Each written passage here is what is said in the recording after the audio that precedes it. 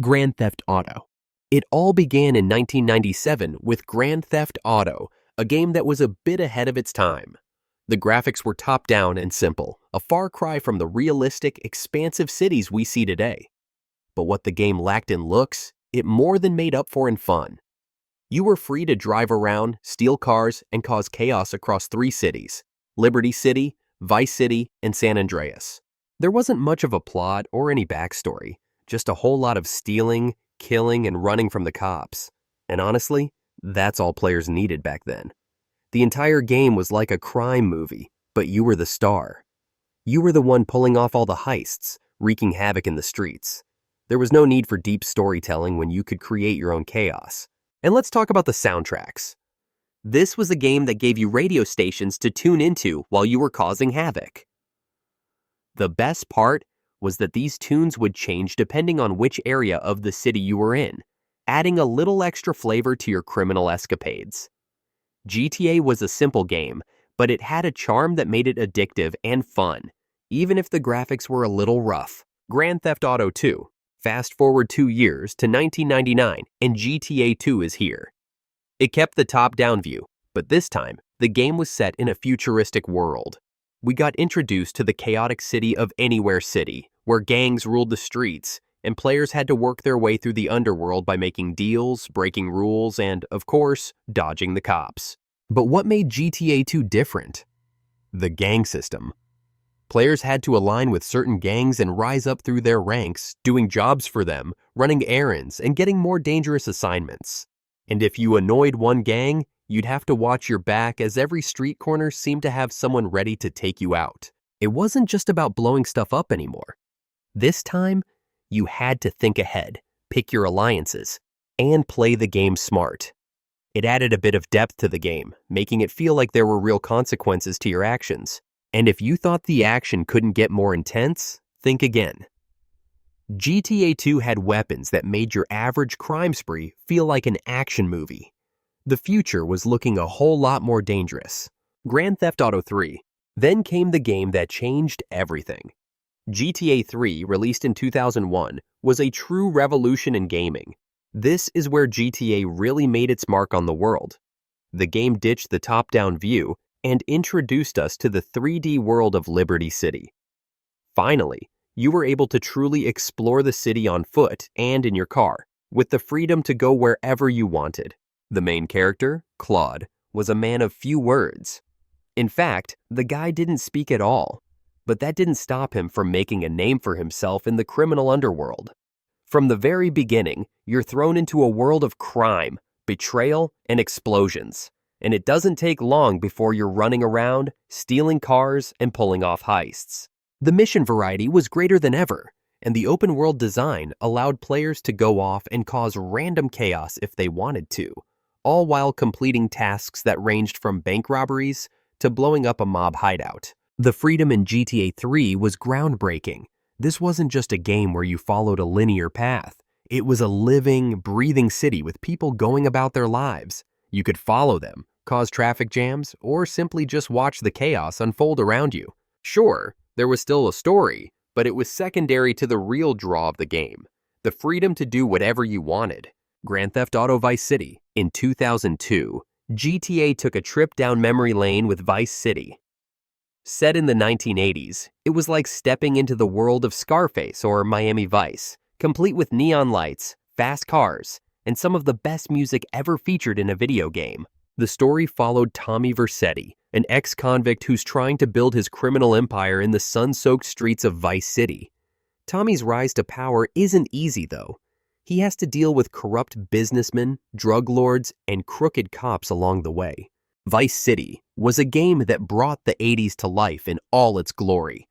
The cars, the music, the fashion, everything screamed Miami Vice.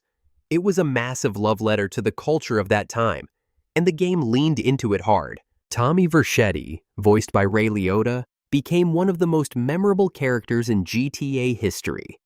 With his cold demeanor and no-nonsense attitude, he made every mission feel like you were right in the middle of a gangster movie. But what really set Vice City apart was its soundtrack.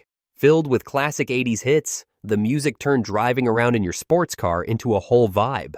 Whether it was blasting Michael Jackson on the radio or cruising through the streets listening to a rock station, it made everything feel epic. Grand Theft Auto San Andreas. Then came San Andreas in 2004. This wasn't just a game. It was an entire state. Set in the fictional state of San Andreas, the game had 3 massive cities, Los Santos, San Fierro, and Las Venturas. Players took on the role of CJ, a gang member who returns home to find his family in disarray and his neighborhood torn apart by gang violence. What made San Andreas stand out was its sheer size and variety. You could steal a car, buy some clothes, hit the gym, and then jump in a plane to fly across the state. And let's not forget the driving mechanics. San Andreas introduced a system where you could ride a bike, drive motorcycles, and even pilot planes, making the gameplay feel more varied and exciting. But the real heart of San Andreas was the story. CJ's journey was one of redemption, but it also dealt with real-life issues like gang violence, family struggles, and loyalty. It was an emotional ride, especially when you looked at the relationships between the characters. And yes, the game still had all the action you loved, chases, shootouts, and the occasional rampage. Grand Theft Auto Liberty City Stories. In 2005, GTA returned to Liberty City with Liberty City Stories. The game's protagonist, Tony Cipriani, was a mobster trying to make a name for himself in the criminal world. It was a prequel to GTA 3, and it gave players a chance to see how Liberty City looked before the events of the main game. It was the same Liberty City you loved, but this time you got to experience it through a new lens. The game took you through the streets and alleyways where mobsters fought for control, and players had to navigate the world of crime, betrayal, and power struggles. There were fewer of the wild and crazy moments that GTA 3 had, but it made up for it with a more grounded and intense story about loyalty and ambition. Grand Theft Auto Vice City Stories. In 2006, GTA returned to Vice City for a second round with Vice City Stories. This time, players controlled Victor Vance, a soldier trying to escape the military and make a life for himself in the dangerous world of Vice City. But Victor quickly learns that escaping one life of crime just leads to another. Vice City Stories expanded on everything players loved about the original Vice City. The map was bigger, the missions were more varied, and the characters were just as memorable. If you liked Vice City, then Vice City Stories was a must-play. It also had a killer soundtrack. Nothing says 80s like that radio station blasting out rock and pop hits while you cruise down the neon-lit streets. Grand Theft Auto 4. In 2008, GTA 4 brought the series into a new, more serious direction. This was a darker, more grounded version of GTA that focused on the life of Niko Bellic, a war veteran from Eastern Europe who comes to Liberty City to chase the American dream. Unfortunately, Niko quickly realizes that the American dream is a lie, and he's dragged into a world of crime and corruption. GTA 4 was gritty. The game's realism, from the weather to the way the cars handled, made it feel like you were living in a real city. The story was about betrayal, loyalty, and the heavy cost of crime. It was more about the emotional toll of living a life of crime than the wild joyrides of previous games.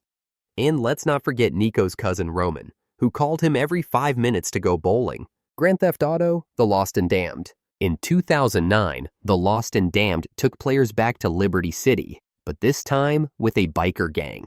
You played as Johnny Klebitz, a member of the Lost MC, trying to keep his brothers together while navigating the dangerous world of drugs, crime, and betrayal.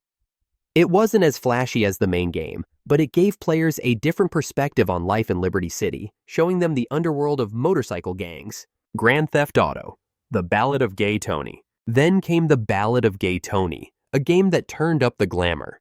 You played as Luis Lopez, a nightclub manager caught up in a world of crime, high society, and shady deals. The game was glitzy, over the top, and full of excitement.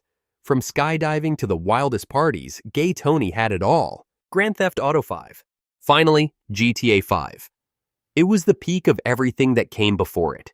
3 protagonists, Michael, Franklin, and Trevor, each with their own stories, but all connected by a web of crime, heists, and mayhem. Los Santos felt alive, from the sprawling city streets to the hills of Vinewood.